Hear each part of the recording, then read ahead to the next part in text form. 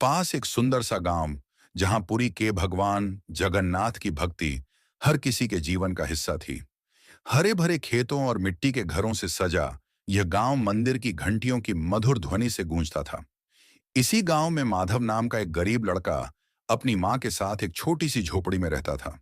उसकी मां दूसरों के घरों में काम करके थोड़ा बहुत कमाती थी और माधव जंगल से लकड़ियां इकट्ठा करके बाजार में बेचता था। गरीबी के बावजूद उसका दिल प्रेम और भक्ति से भरा हुआ था। भगवान जगन्नाथ के प्रति उसकी श्रद्धा अटूट थी। माधव का हर दिन मंदिर के बाहर भगवान जगन्नाथ के दर्शन से शुरू होता। उसके पास मंदिर में प्रवेश करने या भोग चढ़ाने के लिए पैसे नहीं थे, लेकिन वह दूर खड़ा होकर भगवान से मन ही मन बातें करता।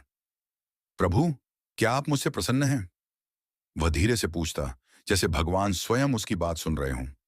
उसकी आंखों में गहरा प्रेम और भक्ति छलकता था। एक दिन जंगल से लकड़ियां लाने के बाद जब वह बाजार गया तो कोई खरीदार नहीं मिला। भूखा प्यासा थका हुआ माधव मंदिर के पास एक पेड़ के नीचे बैठ गया। उसकी आंखों में आंसू आ गए। उसने भगवान से प्रार्थना की, प्रभु, मैं बहुत भूखा हूं, मेरी सहायता करें। ठंडी हवा चली, जैसे कोई उसे सांत्वना दे रहा हो, लेकिन भोजन की कोई व्यवस्था नहीं थी। अचानक मंदिर से एक पुजारी बाहर आया और माधव को बुलाया। बेटा, भगवान जगन्नाथ ने तुम्हारे लिए भोग भेजा है, पुजारी ने मुस्कुराकर कहा। माधव अचरज में पड़ गया।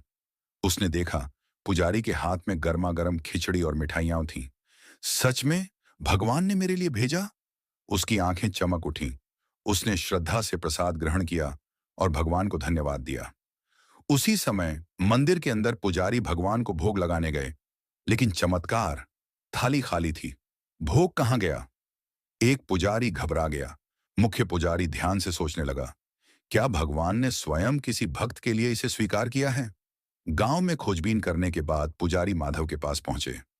बेटा, तुम्हें प्रसाद किसने दिया? गांव में यह खबर आग की तरह फैल गई। भगवान ने अपने भक्त को खुद भोजन दिया।